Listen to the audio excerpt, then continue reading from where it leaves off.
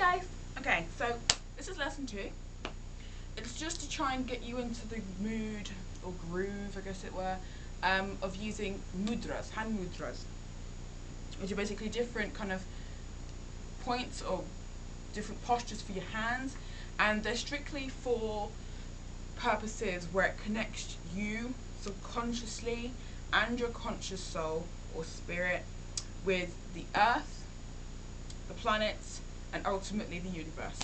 There are different postures that bring about certain moods or certain parts of your personality when focused on certain chakra points within the body, and there's a kind of like the main chakra points. So I'm just going to go over 6 of them today that I use quite a lot throughout through yoga.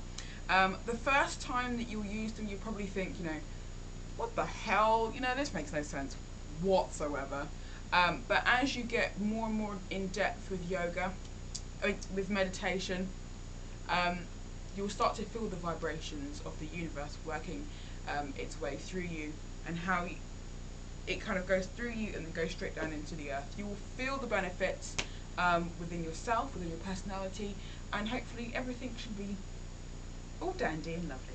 So let's go through the first 6. I'm actually reading from a magazine, because in the magazine it kind of has a more in-depth view of each of these mudras, but very, very small and precise. So the first mudra, which you've probably seen quite a lot if you look at Buddhist statues, Buddha statues, the Buddha is usually has his hand like so. That's a very, very simple mudra. It's called the Abhaya mudra, and it's almost like, especially with the Buddhist terms, it's kind of like his fingers are all pointing up to the heavens, and then he's got nothing but positive energy coming out at the rest of the world. So it's like saying hello to somebody, but that's basically what that mudra is called. It's called Abhaya mudra. Okay, just to read from the actual book itself.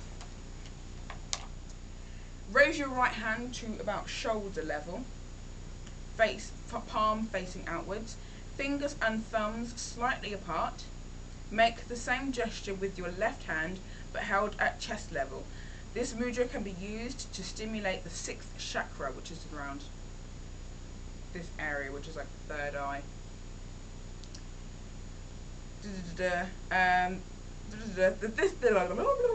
This mudra can be used to stimulate the 6th chakra, Ajna, center of intuition, creativity, knowledge, and higher learning, which is basically this area right here, which is also known as the 3rd chakra, the 3rd eye chakra.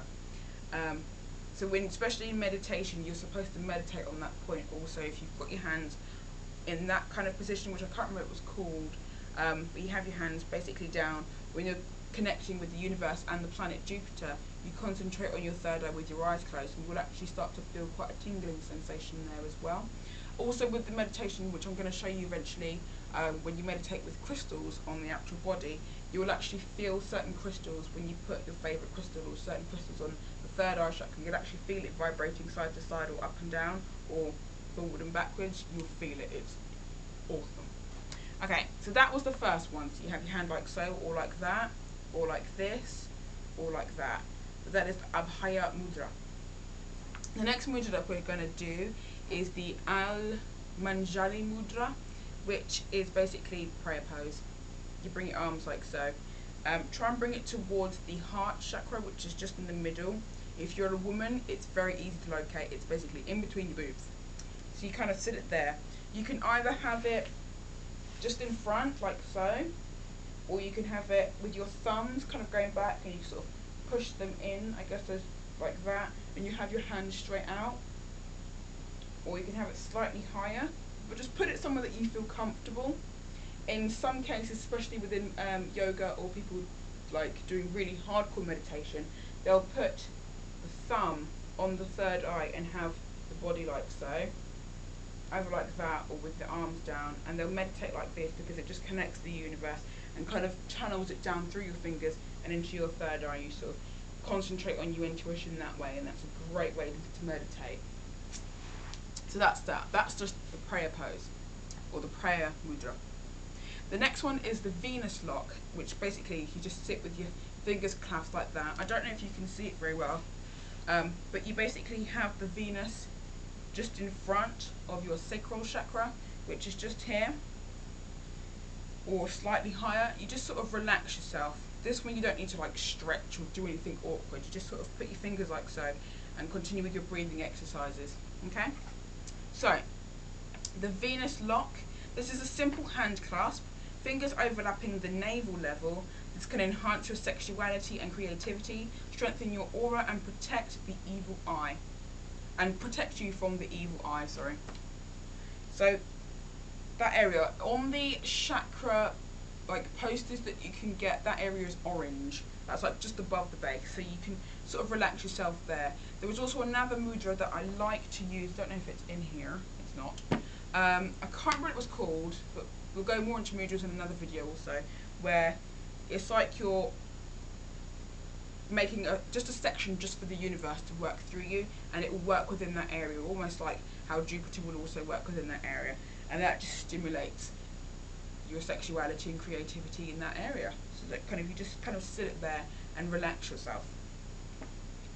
The next mudra, which is also one of my favorites, is called the Janana mudra, which is basically where your middle finger like your first finger comes up to your thumb, both fingers, and you can either have them like so, sort of crossing them just there, or you can have them just on your knees. I don't know if you can see it very well, or if you can straighten your arms out. That is usually this is the pose that you would do at the end of a yoga meditation or at the end of a meditation, because it just kind of centers everything, and just kind of, you feel at peace and at one with the earth.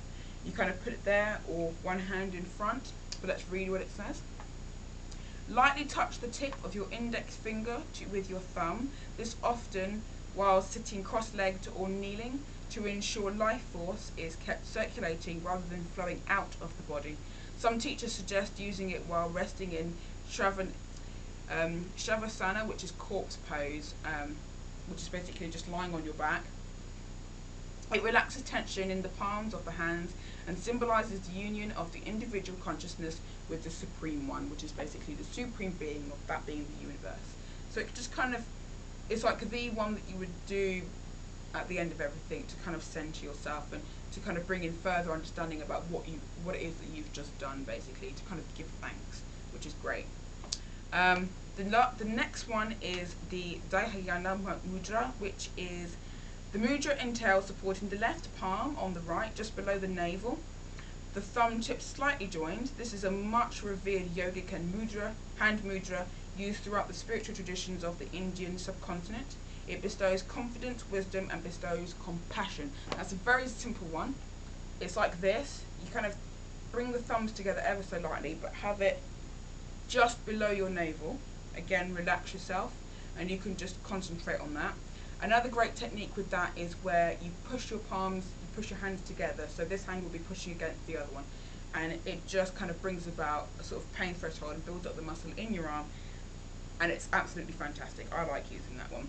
Also very similar, like I mentioned before, is where you kind of bring your fingers up, so you just like this, and you kind of bring all the life force and it goes up to you. The last one is the Buddhi mudra. This works by raising the right hand, which is this one, thumb and little finger touching like so. The left hand, which would be obviously this hand, and you use the middle finger and the thumb. So this one you can have like so. Don't worry about your other fingers. Try and straighten them out if you can. If you can't, don't worry about it. Just try and keep your fingers like so, or you can have them both up, or if you're doing certain meditations where you have to move the top of your body, you do it like so, or you can just have them at the bottom. But for me, I just like to kind of do it like this. It's kind of like sitting in Buddha pose, I guess you could say. This mudra, as with others, help to seal and lock energies, which is also great. Whenever you're doing a meditation where you have to take a deep breath and hold a deep breath, suck in like your buttocks and the sexual organs, and then do that mudra and hold it for about 5 seconds. If you can, push yourself to do about 10 seconds. And then as you release yourself, let your shoulders drop and release out, and then go back into the Janana mudra, which is basically that one. I like to call it the Jupiter mudra. But you kind of relax yourself there and just let yourself center. Take in a few moments to kind of let your body relax after what's just happened, and that's pretty much it. You can do like one mudra per meditation session, or you can just do one mudra for the rest of your life. Either way, it's how you connect with the universe that counts, and the universe is there listening. So yeah, that was hand mudras, and I hope you like that. Blessed be.